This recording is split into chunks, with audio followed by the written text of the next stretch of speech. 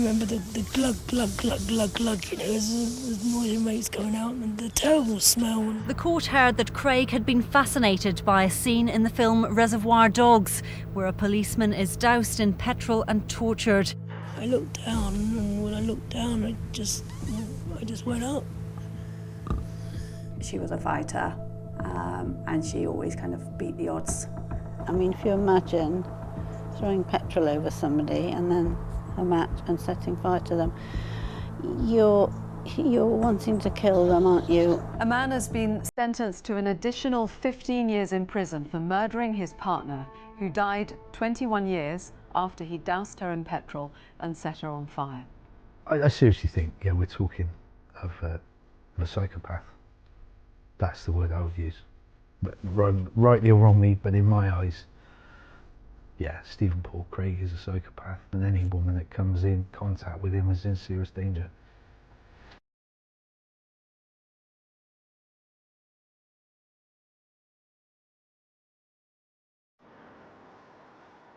I've never sat down and discussed it in such detail with anyone. It's in that bowl that says "Do not open." My name is Martin Longdon. I'm a former detective, and I caught the man who tortured 2 women and murdered one of them.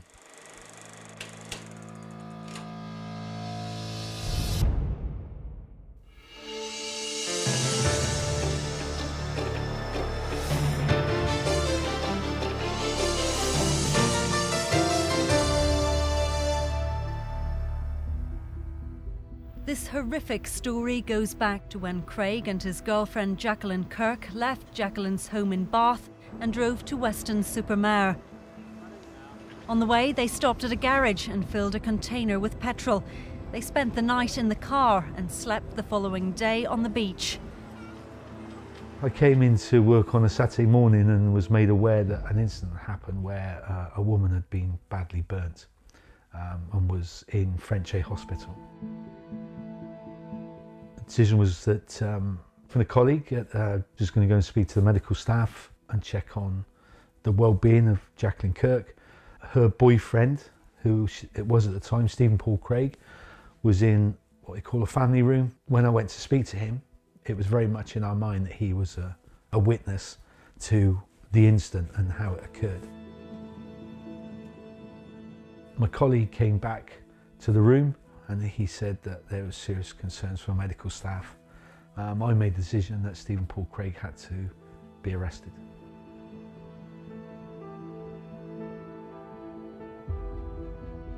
Jacqueline Kirk was a mother of 2.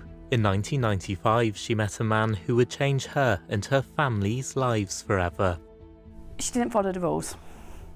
She never did. She was always rebellious from back to when she was a child.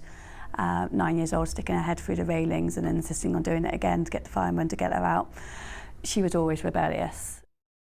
Jackie's daughter Sonna was 13 at the time. When she saw her mum in hospital, she thought she looked like an alien and remembers trying to hide her shock.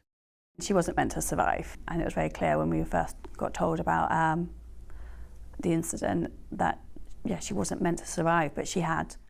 Stephen Craig, then aged 35, was addicted to drinking drugs. Stephen Paul Craig had basically explained to me that they had come there for a day out, and then they had decided that they were going to stay over and they were going to stay in their car, which from memory was a VW Red Polo. I remember him telling me that there was a problem with the fuel gauge, so they never knew how much fuel was in the car, and as the evening wore on, they become cold. So they decided to turn the engine over to heat the engine to get some heat, okay? And then the engine cut out. So they became aware they needed to put petrol in the car. And he told me that Jackie had got out of the car to pour the petrol into the car. And as she was doing it, 2 lads had walked past, and Jackie had short hair. And they'd made some comment, and then they jostled her. And he said when they jostled her, she squeezed the Coke bottle, and the petrol went up in the air and came down all over her. She then gets back in the car and goes to light a cigarette. His words were, she just went whoosh, and she became engulfed in flames. He just came across very calm, very quiet. It's a bit unusual when someone who you're in a relationship with has been horrendously burnt and you're sat there drinking cans of Carlsberg Special Brew. I sort of got an early indication that his lifestyle may be chaotic.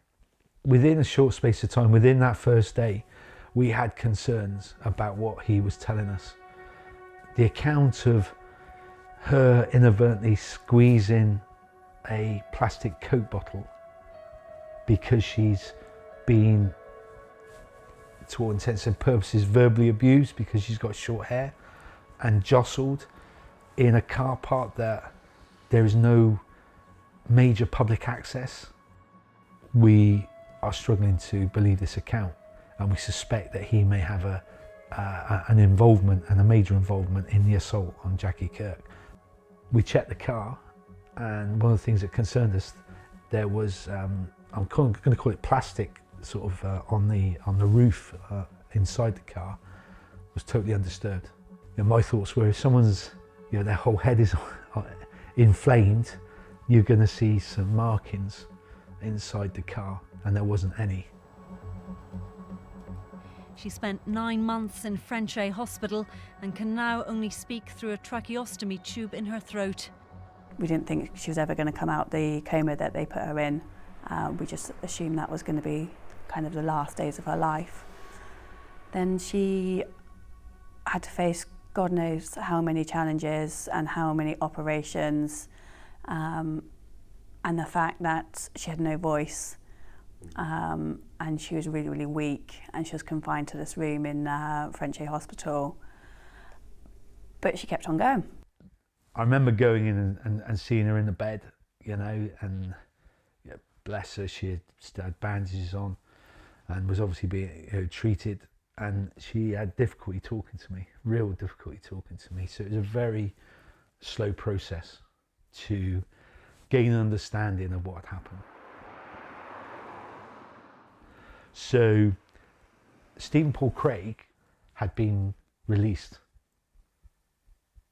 Investigation was at that stage, as far as he was concerned, was finished. There's no charge.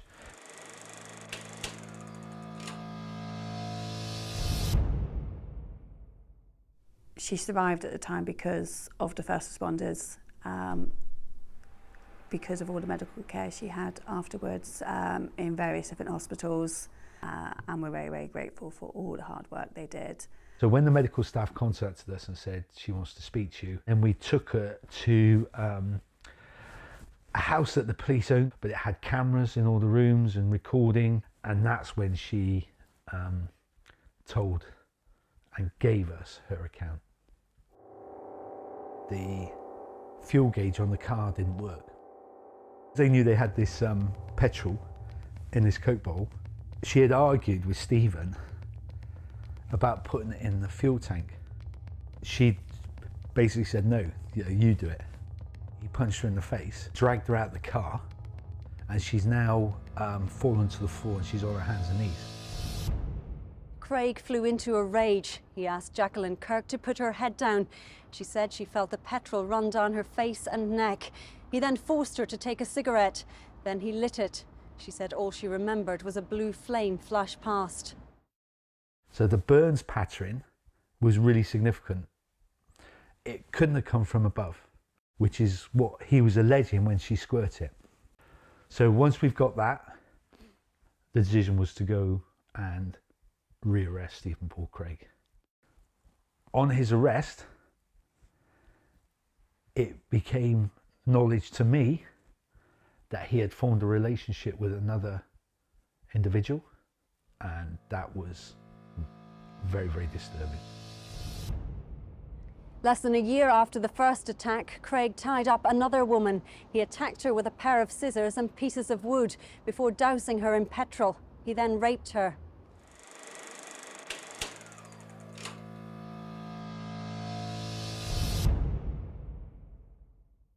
The court heard that Craig had been fascinated by a scene in the film Reservoir Dogs, where a policeman is doused in petrol and tortured. Jackie made quite a significant disclosure to us that Stephen Paul Craig had a fascination with the film Reservoir Dogs. We went to look for that film after he'd been rearrested, and then my colleague noticed that there was a video recorder, pressed the eject, and out popped the Reservoir Dog film. We took it back to the police station where we both sat, we pressed play, and that was the scene that came on. Well, I don't know why I came here tonight. I got the feeling The actor has been strapped to a chair. The other actor is dancing around him, having poured petrol over him, flicking and igniting a cigarette lighter as he dances around him. There are many aspects to what happened to Jackie as to that scene in that film. Really was disturbing. So the film had stopped and he'd rewound it just before, presumably to play it again. And that was left in his flat. Sentencing him to life in prison, Judge Carol Hagan told Craig he posed the gravest danger to the public and to women in particular. She said it was difficult to perceive a more horrendous attack. The sentencing of the life imprisonment reflects the severity of both these incidents. And I just feel now that hopefully both these women, Jacqueline Kirk and the other woman, are able to go on now and try and rebuild their lives from two incidences that just are very difficult to comprehend. It's very difficult because you have now this connection with an individual. Some people say you have a relationship. You know, Jackie Kirk lived it with me on my desk, in my work, probably in my home life for, you know, a good 2 years, maybe longer. I knew I had to make a break. I had to move on, both, you know, professionally, but also, you know, for my own well-being. I made the decision to go to Bath, drive across to Bath and see her for one last time with her carer. And we met in a coffee shop, and we had a coffee and a piece of cake. And I said, look, you know, Jackie, I've done everything I can.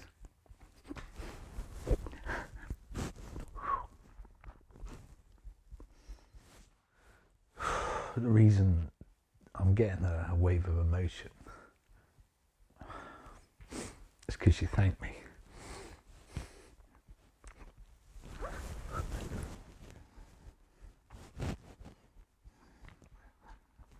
I remember the carer saying, oh, Jackie's got something to say to you, and Jackie just said, thank you.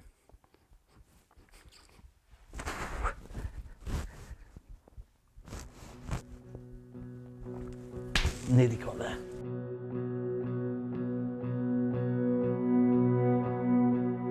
We were told 10 years. She probably wouldn't survive after 10 years, mainly because of the implications of living with a tracheostomy. Those 10 years came and went. She had her 50th birthday, which we never thought was going to happen. And then time went on and she had her 60th birthday. She got to see her son get married and have a child, got to see me get married and have children. And that was a really, really important thing for all of us. And we came a lot closer. And yeah, I managed to get some of my mum back.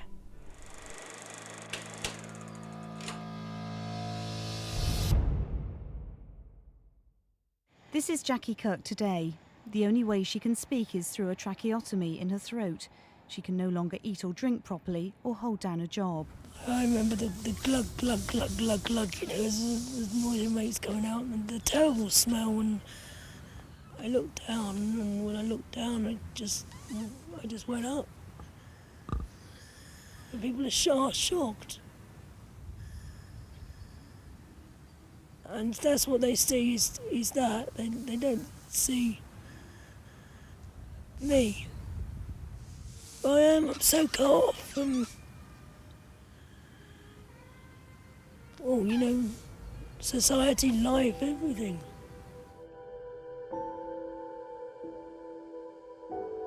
She loved being outdoors, and it was very hard at first walking outdoors because people would stare at her, people would look at her in disgust, people would cross the road from her. But one of the things that made a big difference was getting a dog. She got a little puppy called Molly, and that became her companion. As time went on, she got into photography, and then that was it. She always had a camera in front of her face. Everywhere we went, the camera came with her. But that was her way of enjoying her art, and that was her way of getting out and about and enjoying the beauty of the world around her. Jackie moved next door to Leslie Simmons in a village on the edge of Bath. She was a lovely neighbour, and I knew her for several years. It was after, I think he was due for release from prison, and I said to her, "Oh my God, aren't you terrified?" And she said, "No. What can he do to me now?" She said, "Well, he hasn't already done." But I'm sure after when it happened, she's been very angry, very, very bitter and angry. But that didn't come across when you're talking to her. No, she was, she could rise above it.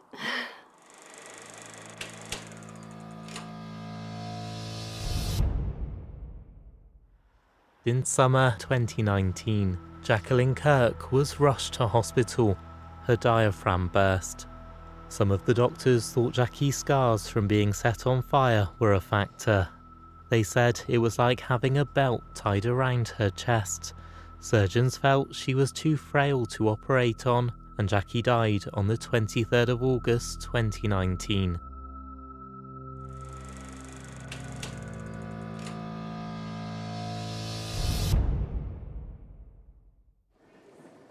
In the years after the attack, Stephen Craig was in and out of jail. He was last released in 2019. Now, to other news, and a man has been charged with the murder of a woman more than 2 decades after she was attacked. So, Jacqueline Kirk, who you were convicted for, obviously in GBH, she died in 2019. Police officers arrested Craig while he was waiting for his probation officer. She's died as a result of the injuries that she sustained in the assault which you committed upon her. Yeah. So that is why you're going to be arrested on suspicion of the murder. Okay? So you don't have to say anything, but it may harm your defence if you do not mention when questioned something which you later... He'd already served more than 15 years in prison for what he did to Jackie. Now he was being arrested for the same attack, but for a different crime. So she died from her injuries? Yes. Which now makes me responsible for murder? That's right, yeah.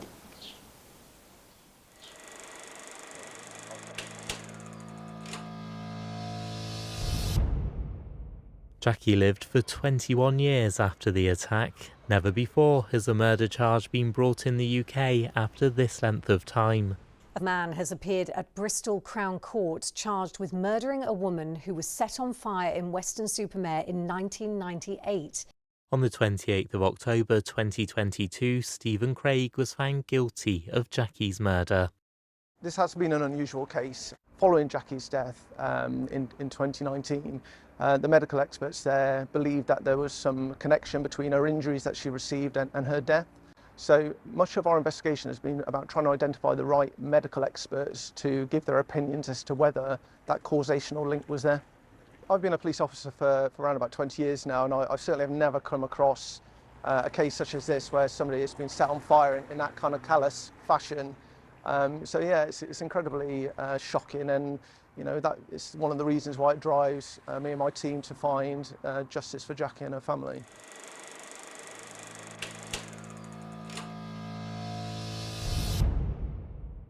A man has been sentenced to an additional 15 years in prison for murdering his partner, who died 21 years after he doused her in petrol and set her on fire. Your conduct was sadistic. Anyone who uses petrol in an attack on others must be aware of the level of seriousness of their actions. Throwing petrol over somebody and then a match and setting fire to them. You're wanting to kill them, aren't you? When you were released on licence in 2015, your behaviour led to you being recalled to custody within 3 years, as you had returned to drinking. knowing actually that drinking was linked to your violence against women. Jackie no longer has a voice. Jackie's family have had to live through this for over 2 decades. So I think it's really important that we've been able to bring them some level of peace to know that justice has been done. We didn't want her to be this victim. We didn't want her to be this person who suffered with all these horrible things. I accept, of course I do, that you had no intention to kill Jackie, which is ordinarily an important mitigating factor. But again, in your case, this has reduced significance, almost to vanishing point, because the risk of her dying from what you did to her was so obvious, even if it was not your intention. In my mind, he's been convicted of murder and should never walk out of a prison again. I seriously think, we're talking of a psychopath. That's the word I would use. But rightly or wrongly, but in my eyes, Stephen Paul Craig is a psychopath, and any woman that comes in contact with him is in serious danger.